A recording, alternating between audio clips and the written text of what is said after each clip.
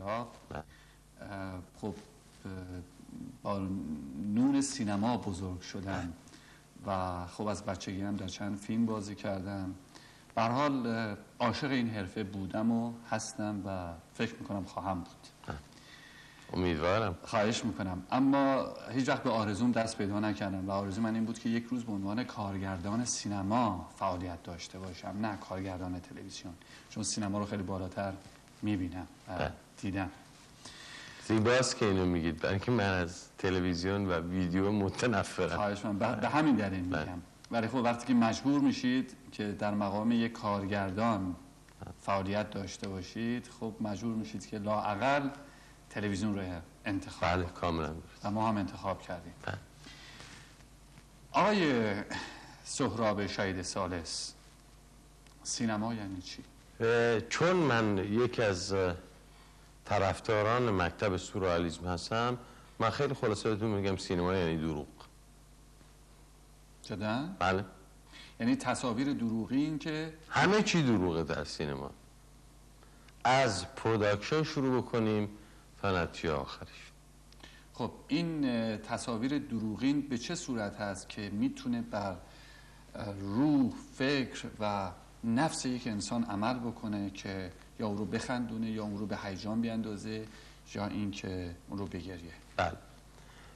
به خاطر اینکه آدم یا آدمیزاد همونطور که به خدا اعتقاد داره به دروغ هم معتاده. اگه بهش دروغ نگیم میمیره. من خودم شخصا یه آدمی هستم که از دروغ گفتن بدم میاد و من فکر میکنم که فیلم های من ساختم توی فیلم هم دروغ نبوده، در نتیجه فیلم های منم کمتر موفقیت داشتن، موفقیت به خصوص تجاری. ولی سینما رو به طور کل وقتی بخواید بپرسید که یعنی چی، من میگم سینما یعنی دروغ. خب این تصاویر دروغین نه، مسئله تصاویر نیست. شما فرمودید، سوال کردید که سینما از چی تشکیل شده؟ دروغ.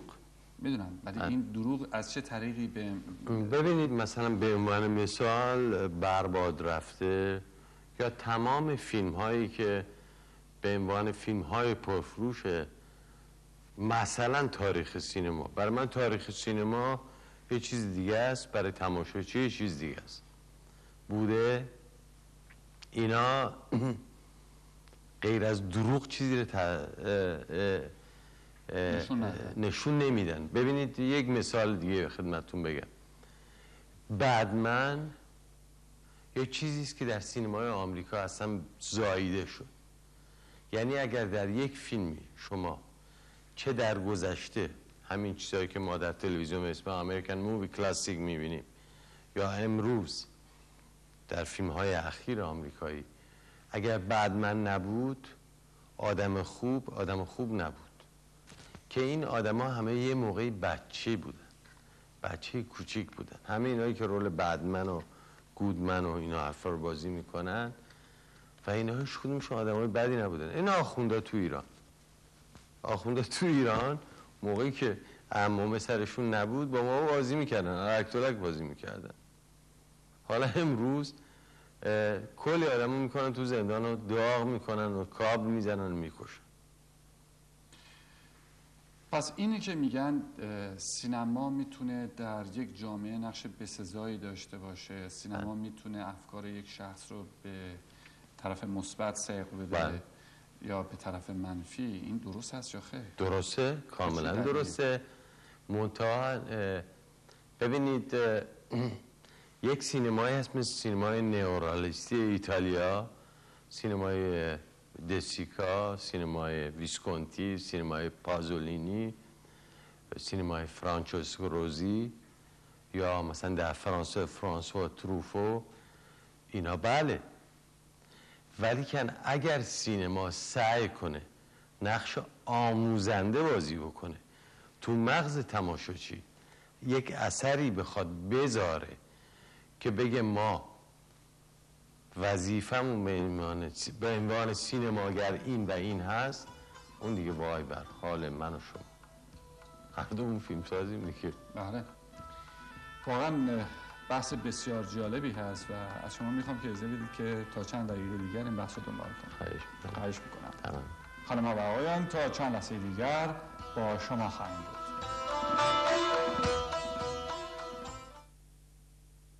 وقتی که با سهراب شهید ثالث به گفتگو می نشینیم، وقتی که با یک کارگردان پرآوازه و به نامی به گفتگو می نشینیم، برای شما چه کارگردان باشید، چه فقط تماشاگر باشید، حرفای بسیار پرارزشی است. وقتی یک کارگردان که میدونه که روزهای آخر زندگیش هست، وقتی که از احساسش حرف میزنه، وقتی که از اون چیزی که خواستش هست صحبت میکنه، دنیای پر از احساس رو میتونید در وجود چنین کارگردان یا چنین شخصی پیدا کنید. و چقدر زیباست، چقدر زیباست که ما در هر مقامی، در هر رشته کاری دارای احساس باشیم. وقتی که احساسی داشته باشیم سعی میکنیم که خوب باشیم. وقتی که احساسی داشته باشیم سعی میکنیم که پیوند بدیم. وقتی که احساس داشته باشیم مثبت فکر میکنیم. و وقتی که بی احساس باشیم یک انسان انتقامجو، متنفر و دور از عشق زندگی میکنیم و روز رو به شب و شب رو به صبح میرسانیم بدون هیچ انگیزه‌ای جز خراب کردن.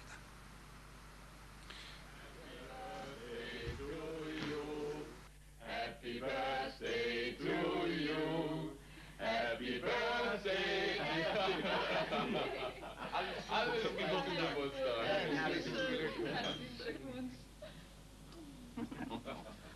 Entschuldigen, putzen? Nix putzen. Putzen nachher. آقای ثالث، شما تا بعد از انقلاب هم در ایران؟ نه من قبل از انقلاب از ایران اومدم بیرون. ولی فعالیت داشتید، درسته؟ کجا؟ فیلم هایی که ساختید به ایران رفته؟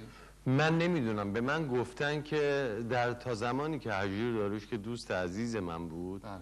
و خیلی از مرگش متأثرم. من نمیگم مرگ، من همیشه میگم از سفر رفتن. بله. متاسف و متأثر هستم.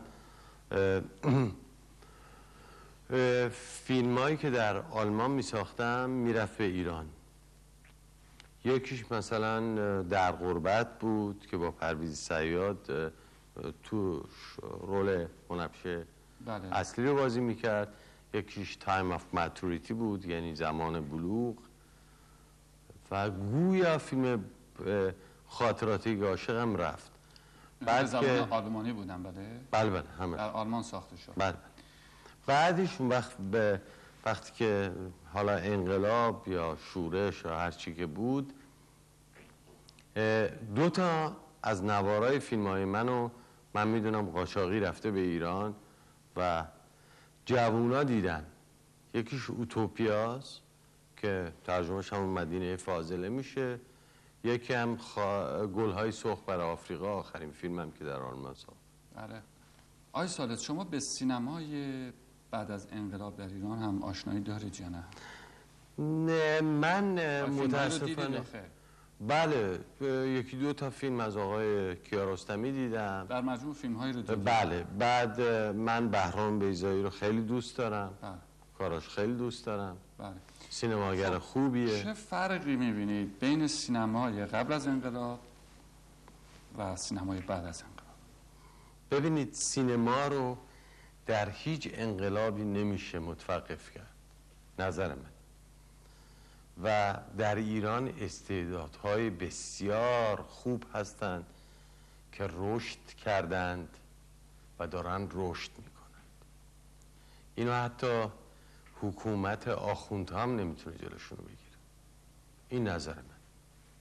یعنی به نظر شما سینمای بعد از انقلاب توانسته؟ نتونسته ولی میشه. یعنی هنوز به اون چیزی که باید برسه نرسیده. چون من ندیدم ازشون فیلمی نمیتونم قضاوت کنم.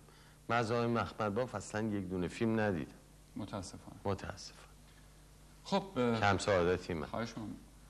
سهراب شهید ثالث که توانسته فیلم‌های موفقی در فستیوال‌های خارجی نشون داده بشه از او و موفقیت‌های کم نظیری رو کسب کنه، چی شد؟ آلمان رو ترک کرد، به آمریکا آمد، برنامه‌اش چی هست؟ چی می‌خواهد بکند؟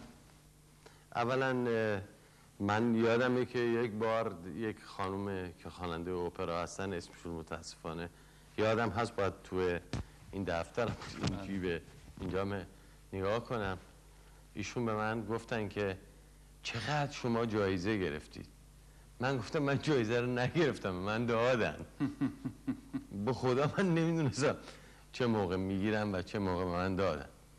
ولیکن من اومدم آمریکا چون قرار بود برم کانادا.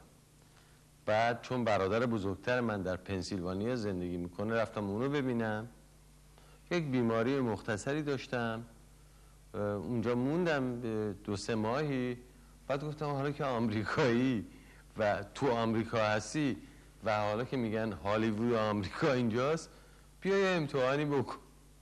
2 تا از فیلم‌های من تو موزه مدرن آرت، تو آرکایو، یعنی آرشیو موزه مدرن آرت.